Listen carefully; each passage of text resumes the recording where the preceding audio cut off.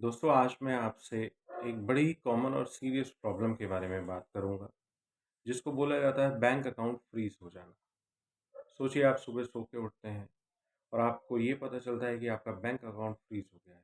आप कोई ट्रांज़ैक्शन नहीं कर पा रहे हैं, आप कहीं से पैसा विथड्रॉ नहीं कर पा रहे हैं। आप बैंक में जाते हैं, बैंक मैनेजर से ये पता चलता है कि आपका जो अकाउंट है साइबर फाइनेंशियल फ्रॉड में यूज़ हुआ है। तो इन्वेस्टिगेशन के तहत आपका अकाउंट फ्रीज़ कर दिया जाता है। अब आप ये सोचते हैं मैंने तो कोई साइबर फ्रॉड किया ही नहीं है, मेरा अकाउंट क्यों जो है फ्रीज़ कर दिया गया है। तो इन्हीं सब चीज़ों का लीगल जो प्रोसेस है उसको बड़ी सिंपल लैंग्वेज में मैं समझाने वाला हूँ। देखिए, बैंक अकाउंट फ्रीज़ क्यों होता है? सबसे अहम और सबसे पहली बात मैं आपको बताऊँगा कि जब साइबर फाइनेंशियल फ्रॉड का जो मनी ट्रायल है आपके अकाउंट तक जब पहुँचता है, तब आपका बैंक अकाउंट 101% फ्रीज़ होना होता है।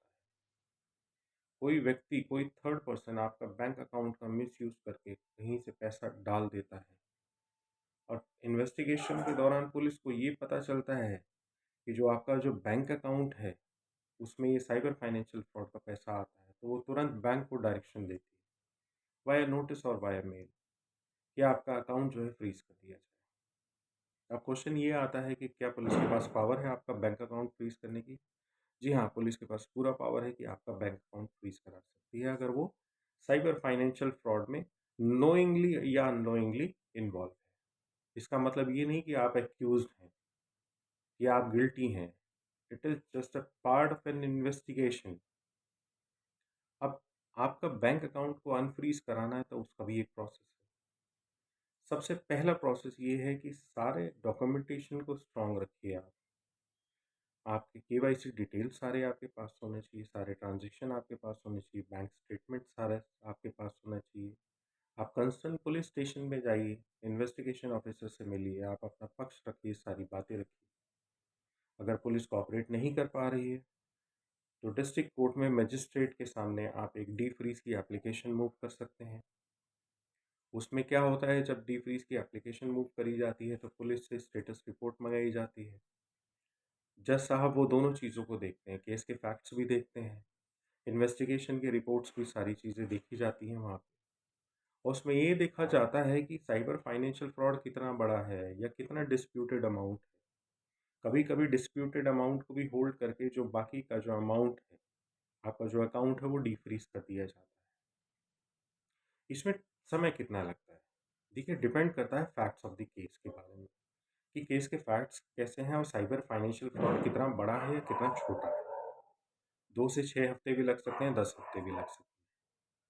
तो इसमें सबसे इम्पोर्टेंट क्या है, केस के फैक्ट्स क्या हैं और आपका इन्वॉल्वमेंट है कि नहीं है। तो ये सारे फैक्ट्स देखने के बाद जज साहब जो हैं आपका अकाउंट जो है डिफ्रीज़ कर देते हैं।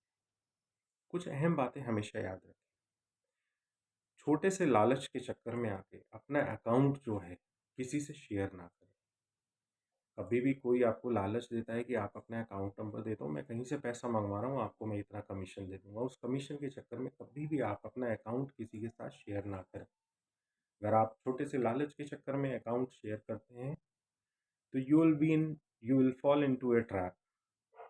आप एक ट्रैप में फँस जाएँगे। तो हमेशा ध्यान रखें कि किसी भी अननोन व्यक्ति को अपना अकाउंट नंबर शेयर ना करें। कोई भी ट्रांज़ैक्शन आपके अकाउंट में आता है, मान लीजिए कहीं से पैसे आ गए आपके अकाउंट में, तो तुरंत उसको रिपोर्ट करें पुलिस स्टेशन में, या ऑनलाइन भी रिपोर्ट आप कर सकते हैं cybercrime.gov.in पर, या जो हेल्पलाइन नंबर है 1930, उस पे भी कॉल करके आप बता सकते हैं। इसमें टाइम की जो लिमिट होता है, उसी टाइम लिमिट के अंदर एक्शन लेना बहुत ज़रूरी है, अदरवाइज़ रिलीफ़ मिलना बड़ा मुश्किल हो जाता है। तो हमेशा ध्यान रखें, जो सबसे ज़्यादा अवेयरनेस इसमें ज़रूरत है, वो ये है कि आपके अकाउंट में पैसा कहाँ से आ रहा है। आपके पास सारी चीज़ें मेंटेन होनी चाहिए, सब कुछ क्लियर होना चाहिए, तभी आप साइबर फाइनेंशियल फ्रॉड से आप बच सकते हैं। आपको सारा ट्रैक रिकॉर्ड आपके पास होना बहुत ज़रूरी है, कि पूरे महीने में क्या ट्रांज़ैक्शन हुआ, पैसा कहाँ से आया, कौन से सोर्सेज़ से आया, you should know each and everything. तब ये इस तरीके के साइबर फाइनेंशियल फ्रॉड से आप बच सकते हैं। तो ध्यान रखें, अवेयरनेस सबसे बड़ा प्रोटेक्शन है साइबर फाइनेंशियल फ्रॉड।